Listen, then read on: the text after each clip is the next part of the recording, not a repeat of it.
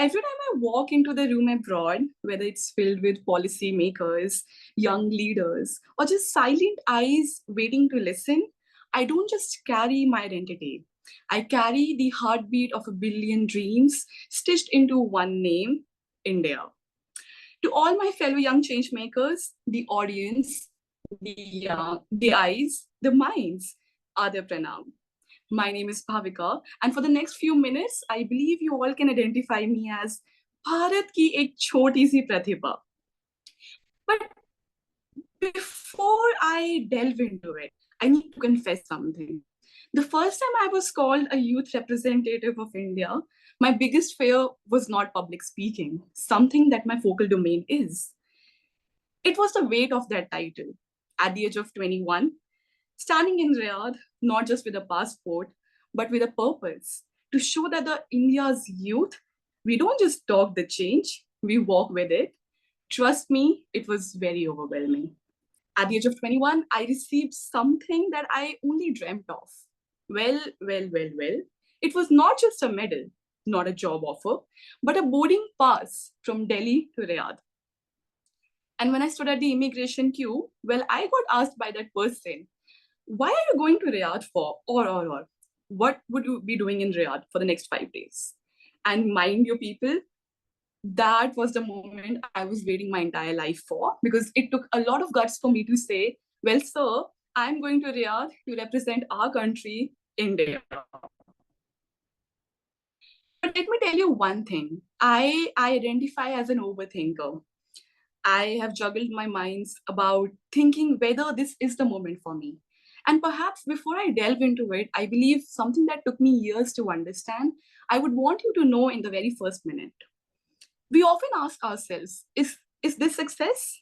Is this what it looks like? Because we all tend to overthink. But sometimes we don't focus on what if we succeed instead of what if we fail? What if we all are braver and stronger than we realize? What if we have all of it that takes it to make it the big moment? And what if my and your path is unique and I don't need to compare myself to anyone? And what if every single step I take, you take, it adds on to our experience, to our growth, to our personal anecdotes like this right now for me, but we tend to not focus on it. Something that I did not realize back then, which is the definition of success, I think it needed a revamp, it needed a little change. And this one trip that I'm about to share my views about, my journey, it didn't just take me across borders, it redefined how I used to look at things, how I still look at things. And perhaps for many of us here today, I really hope that you're able to relate to me. But well. Let's again circle back to something that we all need to really focus upon. How do we categorically label the word checklist? We say a prestigious college or a school, a six-figure job, a title, maybe a LinkedIn announcement for a few of us with thousands of likes. And maybe sometimes down the line, sometimes we might say peace of mind. But that is rarely that we focus upon. We delve in this hustle culture. And here, my friends, is the problem that checklist, it is not accounting for the context.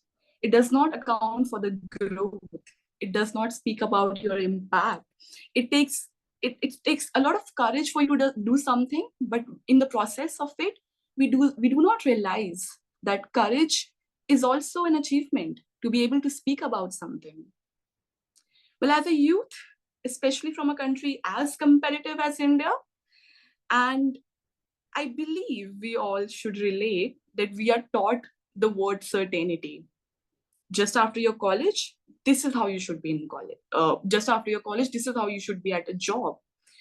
Right after your school, these should be the colleges that you should be aiming at. But what we don't focus upon, that success isn't about where you end up, something that we hear as a common echo, but it is more about what we all carry with us, the values, the learnings, the experiences. So, well, for the next few minutes again, let's dive into the lesson of redefinition, something that I personally witnessed and something that I'm really eager to speak about. When I arrived in Riyadh, mind you, I was super scared. The way I was super confident at the immigration queue, I was tense about, am I dressed up well? Am I at the right spot? Were we supposed to be here? Okay, am I finally here? This is something that was on my mind. It was shift where I am right now when I speak about it. And then it stuck more on my head that I I'm actually there on my own. I'm right there standing in a different country to represent my own nation. And I carry with me not just excitement, but a responsibility to do it in a proper way. That day at the venue, honestly, it felt a little intimidating because maybe you want to make it big. You aren't even sure of the name of the person sitting in front of you. You really want to talk to them, but you don't know who they are. And I'm someone who has written thousands of cold emails to people during my job placement. And I was finding it tough to even say a hi to someone right there. But then there was a shift. I realized that something that I just started with, that I am not just a representative, I am a connector. And that is where I discovered the very first metrics of success: connectivity, connection. Something I speak over and over again until I feel that it stands heard of by all of you. One's network is their net worth. And your connections, they matter. Be it as simple as you walk outside your room, you see someone standing there at the door, putting the sledge out, and you just say maybe Namaste Bhaiya, aap kaise hain? Even that matters. But we do not realize the importance of these connections. And this is why we feel that at, at the most pavilion, when we are there, we feel that we are alone. Because we do not recognize, we do not acknowledge the presence of these people around. And well, especially as a tiny one, I'm just 5'2" people, too loud to say about that. But as a stronger voice from the power of the global south, if there's one thing that I would want you all to know is that you don't need to be a CEO to create value. You don't need to be able to sit in a room that echoes the same opinion. You can always stand out and make people feel heard alongside you.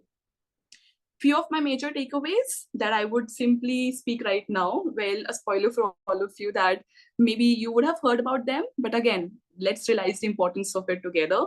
First one, the foremost, something that I started my story with: traveling solo and self-funded isn't just a trip, it's a statement. My trip, sadly, people, I'm not a 99% scorer, so my trip wasn't funded by a scholarship.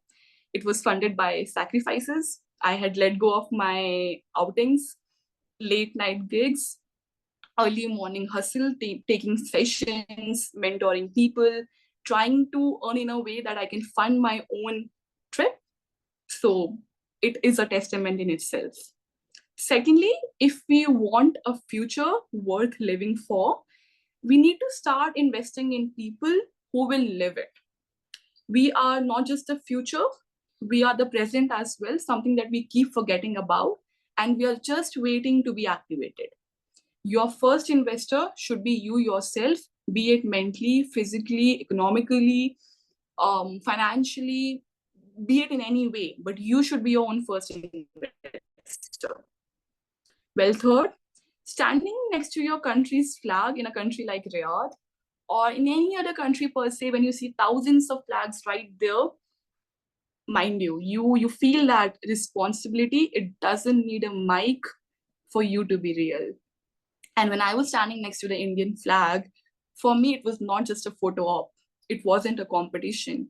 It was a moment of realization that sometimes certain things in your life, they would not echo in whispers. They would be as loud as you standing there right next to your country's flag, trying to represent it. Be it maybe you don't know the 100% of it, but at least you're trying. So that realization, that makes you feel empowered, that makes you feel overwhelmed as well, but that makes you feel that you're being heard. You're right there for a purpose. So the third one. Fourth, right now also I'm wearing an Indian dress, I would say a kurti. Perhaps when I was in Riyadh, I was wearing a sari, which isn't too fashionable per se against your quotes. But mind you, it's a quite cultural defiance in a global hall. I wore a sari in an international gathering to a world that often asks us that blend in. I feel that wearing this particular sari that I wore became my power, became an act of strength at my end. So that would be your fourth takeaway. Carry yourself with pride, no matter how you want to carry yourself. Fifth one, something I don't know if we relate to, but again, I do. Something that I started my talk as well with. Speaking Hindi on an international forum, we all feel that we are back home. I remember I was traveling cab and suddenly the person asked me, where do you want to go? Because I was not able to figure out the way, the path on the Riyadh roads. And by chance, because again, I come from India, I said, Bhaiya, please figure out kar lo. And then I hear from him, ma'am, I don't know how to speak Hindi. But then I realized at the same time that even though he could have just let that moment go, could have just asked me to step out of the cab, he rather took out his phone, turned on the translator, asked me, you speak in your own language. And actually, he did that. That you speak in your own language, I will communicate in mine, but let's ensure that language for us is not a barrier. It is rather an emotional grounding. It is a linguistic pride that we carry ourselves with. And that was my fifth learning, something that probably as a diplomat in making, we do not realize much. Well, last, and I believe it's the most important one for me, we come from India. India has numbers. But mind you, the world won't remember us for that. They'll remember us for how and what we do with these numbers. We don't need permission to act. We need the will to start. We come from the largest youth population. We have the loudest potential. And that is why we all should choose to speak up. I've seen students from small towns lead climate conversations with international delegates. I've seen WhatsApp groups turned into your youth led coalitions during the Sustainable Development Goal implementations on ground. So, mind you, we have the power. All we need is someone to probably knock us once so that we know that we really need to act up now. And I've seen that sometimes, I think most of the times, the successful people in the room aren't the ones in the spotlight. They are the ones quietly ensuring that everyone else shines up. It's the people at the back, the behind the stage people, someone you probably would have never seen in throughout your life. They are also making the change, but they have their own definition for it. And that is what we all need to stem upon. True success is not an applause, it's an action, not a status, but a service. Another thing about me, people, I come from an army background, and something that we have been all told that leave none of us behind, leave no one behind. And this is why I follow this definition in my own way. I mentor people, I talk to strangers, probably thousands of them who I would never see in future again. But I feel that with me, there comes a responsibility. With you, there comes a responsibility to ensure that if you see that someone else is falling behind, someone else is falling back, you don't leave them in silence, but rather you ensure that there comes a moment that you're helping them without a doubt, without any questions. Throughout my achievements, till now, I was talking about how my Riyadh trip was, how the feeling of representing the country was. But I would take you to the darker side of the story now, that my life has not always been the fairy tale one. I've been through an overthinking phase. I've been through days where where I felt that probably I'm not doing well. Probably there is something that is still lacking behind, something that we don't talk much about, but imposter syndrome. We feel that even if we are doing the best, it's an obligation. We were supposed to do it. It's not an achievement for us. And throughout my process, throughout the days when I was feeling alone, there is one thing that stood out for me. Well, not friends, not family, rather Sundarkant. So you all must be wondering why Sundarkant, and I understand that maybe many of you would not be even aware of what Sundarkant is. So giving you a very dictionary meaning of the same, it's the 5th chapter of the epic book that we have, Ramayana, written by Maharishi Valmiki.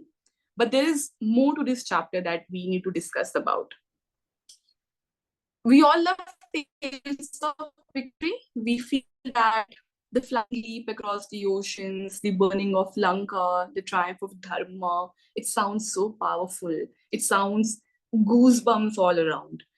But something that we need to pause to reflect upon is that one of the most human, one of the most intimate and the soul stirring moments, even for Hanumanji, the mighty, the unshakable, was that he fell into despair the way we all do at certain times. And yes, you heard me right. Even Hanumanji had a moment in their life where he felt overwhelmed with doubt. He felt that he had uneven thoughts. And this is what makes you realize that completely alone in an unknown land full of enemies, Hanumanji was searching for Devi Sita, but still he could not find her. He was feeling left out. He wasn't sure whether he would be able to do it. And from self-doubt to imagining deadly consequences, even his mind spiraled, just like ours do. And that is why Sundarkand is not just a story of divine success, it's the map of a seeker's emotional and spiritual journey. It holds up a mirror to our own lives. How many times would you and I feel that, we are in the middle of a problem? We are feeling helpless, we are isolated, and we are full of fear. We don't even know whether we'll be able to do it. And despite having family and friends, we feel alone. Despite trying our best, we see no results. Despite having faith, we feel defeated. And just like Hanumanji, even I, in my own story, before going to Riyadh, I fell into the trap of overthinking and magnifying the problem. But here, I would share the true lesson that is something that's very, very close to my heart.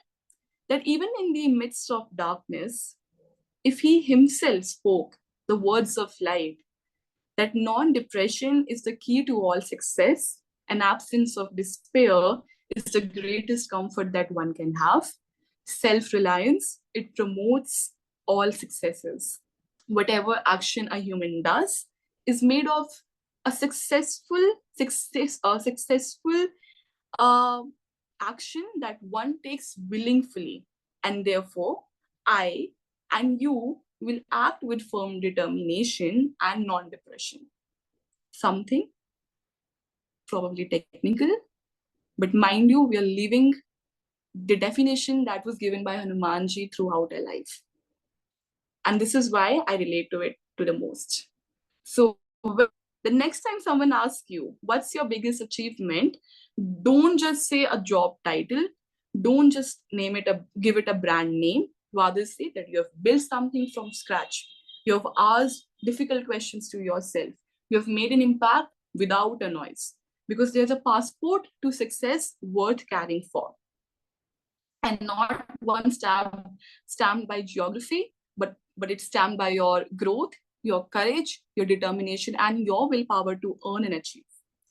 So, well, in the last, yes, I've traveled alone. I've returned home carrying all of it with me. Something that we both share, something that we all share, something that the entire universe shares, our dreams, our language, our flag, our potential, and above all, our identity that doesn't need to shout to be proud. It just needs to be showed up with truth. Because when we represent India, we do not just stand for a country. We stand for a culture, for a billion voices. And this is why something that I would leave myself with an identification for: billions of voices and billions of dreams, and one youth delegate standing right in front of you trying to achieve it. So if it can be me, why it cannot be you? So in the end, Sujalam Sifalam, Malayad Shitalam, Vande Mataram, something that we all should stand for. And let's not take it as a slogan, but a responsibility. Jai Hind, thank you.